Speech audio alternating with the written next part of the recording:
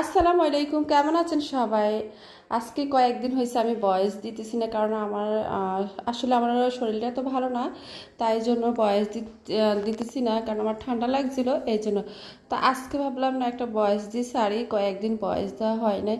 তো আজকে অনেকদিন থেকে আমাদের নাগা উইংস খেতে ইচ্ছে করতেছে।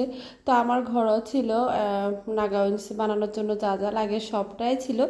তো আমি আর দেরি না করে বানিয়ে ফেললাম নাগা উইংস। তো এখানে যা যা লাগে সব কিছু দিয়ে আমি মুরগিগুলো কিছুক্ষণ ম্যারিনেট করে রাখছিলাম।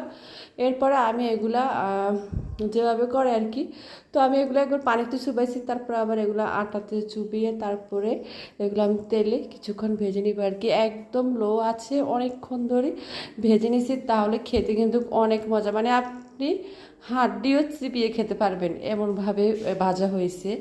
জিনিসটা আসলে না ইয়ে করলে বোঝা যাবে না, না খেলে। তো দেখলে বোঝা যাইতেছে যে এগুলো কীভাবে ভাজা হয়েছে, অনেক সুন্দর করে অনেক সময় নিয়ে ভেজেছিলাম, আর খেতেও কিন্তু মাশাআল্লাহ অনেক মজা হয়েছিল।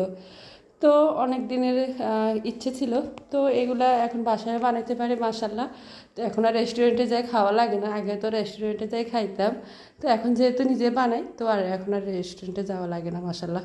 যাক এরকম, তো আমি অনেক সময় নিয়ে এগুলা বানিয়ে ফেললাম। তো এরপরে আমি এখানে এগুলো আবার একটু তেল দিয়ে তারপরে এখানে সয়া সস আর টমেটো সস দিয়ে কিছুক্ষণ নেড়েছিলাম। তারপরে এখানে আবার দিয়ে দিলাম রসুন কুচি, একটু রসুন কুচিও দিলাম। তো এগুলো আবার একটু ভালো করে কিছুক্ষণ মিডিয়াম আছে নাড়ছিলাম। তো এরপরে আমি আবার নাগা উইংসগুলো দিয়ে দিচ্ছি।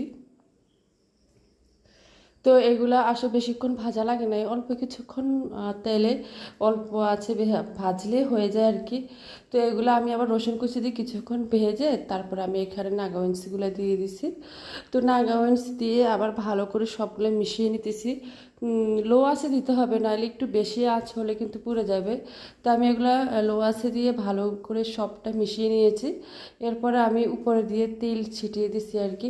তো আমার কাছে মনে হয়েছে এখানে সস কম হয়েছিল, তো আবার একটু সস দিয়ে দিছি আর কি।